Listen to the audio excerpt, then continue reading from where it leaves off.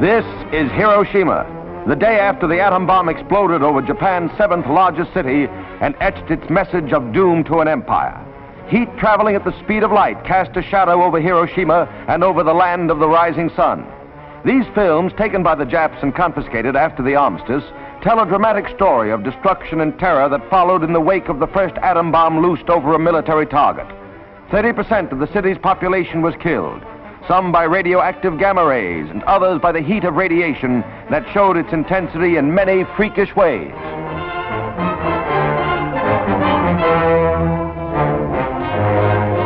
And this is Hiroshima 1 year after. The release of these films by the United States Strategic Bombing Survey coincides with the anniversary of the blast which hastened the end of the war. They show Hiroshima still bearing the scars of atomic energy, still a city of rubble and destruction. A life of bare essentials is the lot of the little men who dreamed of world rule and ended up as hosts to Uncle Sam's occupation army. The trolleys are running, but a year later it's still a city of the dead. First victim of the atom bomb.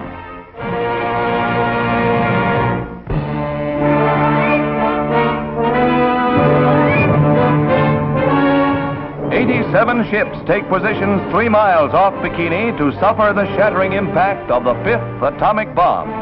Here will be tested the capacity of modern armament to withstand the crushing shock of compressed water traveling a mile per second. The evacuated ruler of Bikini, King Judah, gets a front row seat at the bomb blast as he arrives aboard the Mount McKinley and is greeted by Admiral Blandy, Joint Task Force 1 commander.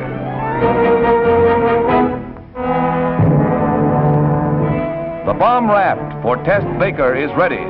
The abandoned ship signal is hoisted and the scientific staff and crew are checked off.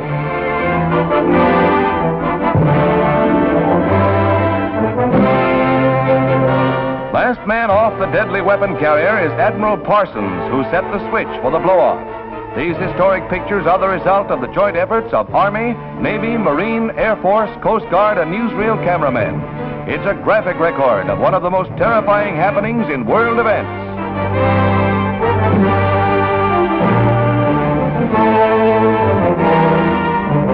Admiral Parsons, Navy's #1 atomic bomb expert, reports to Admiral Blandy aboard the flagship that all is in readiness for the test.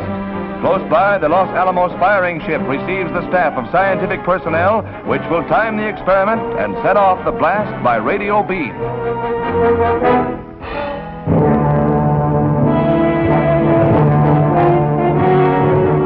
These are the instruments that will loose the bomb on the test area. Striking just below the surface, the nuclear release smashes at 5 times the speed in the compressed water as it would in the air.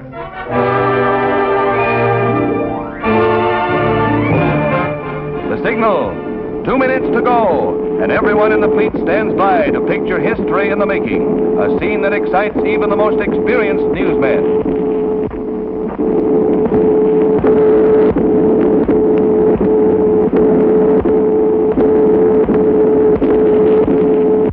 The observant fleet, all eyes are trained on the blast point.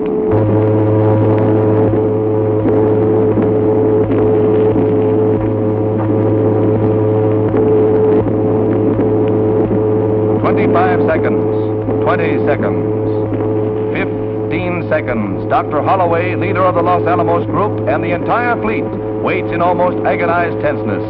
Now but 5 seconds to go, and...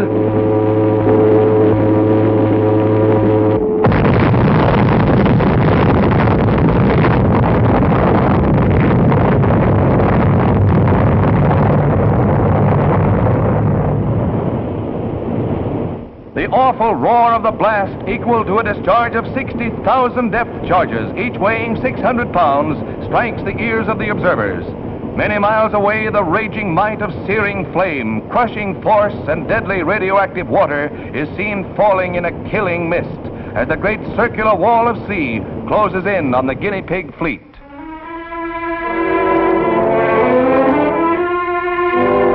The combined forces let loose, swamp the nearby ships, and crush their thickly armored hulls like cardboard.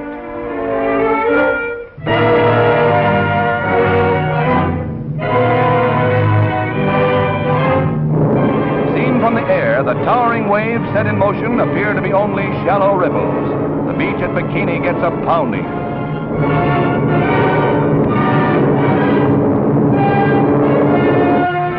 A television screen records an on-the-spot picture story.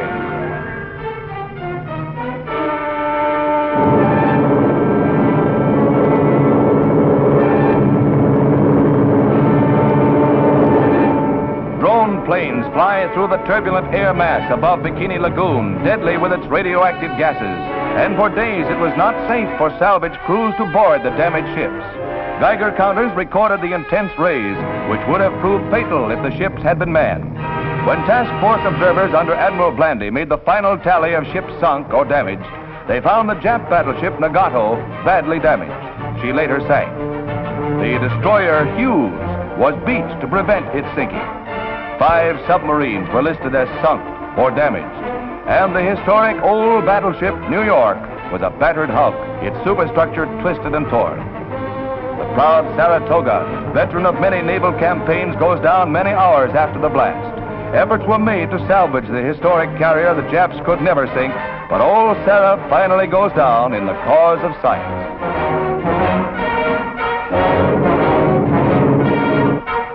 And now are shown the most dramatic pictures of the underwater blast, taken from a photographic plane.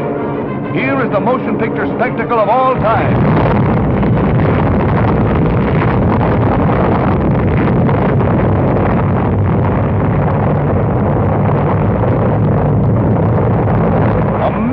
Tons of water alive with deadly rays, awe-inspiring in its significance for man who learned how to control the atom but must now learn to control himself.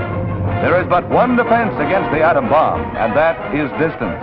And distance will mean nothing without work.